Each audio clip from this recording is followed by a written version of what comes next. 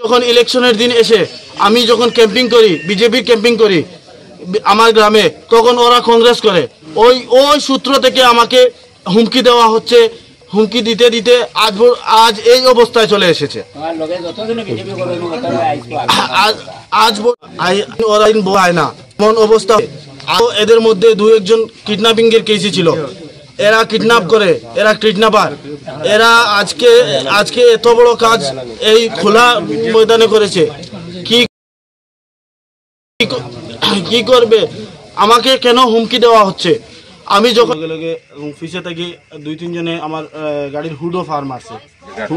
Dagger দি farm, লম্বা লম্বা dagger দি fur মারছে।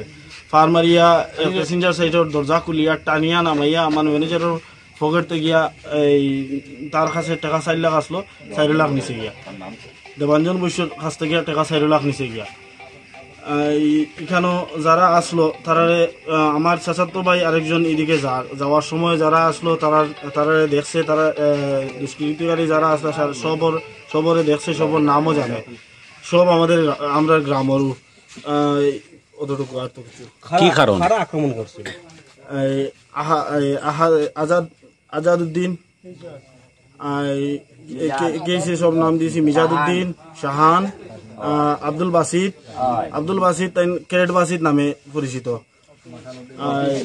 অকিল, শাহাদত, রাহিমউদ্দিন,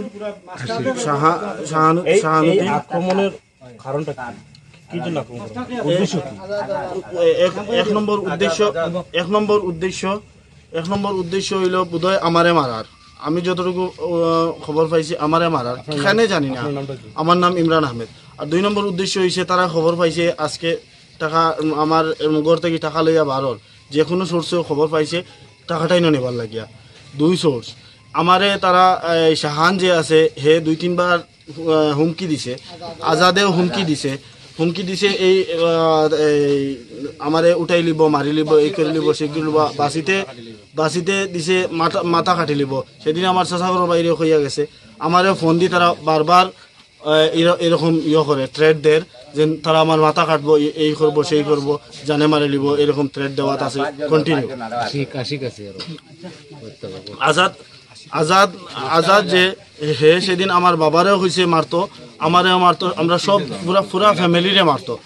এখন আজকে আমার বাড়ির আমার মেহমান তারা আমার গড়ে তারা বাড়ি ব্রাহ্মণ শাসন রানীবাড়ি, তারা আইছে, তারারেও অ্যাটাক করে।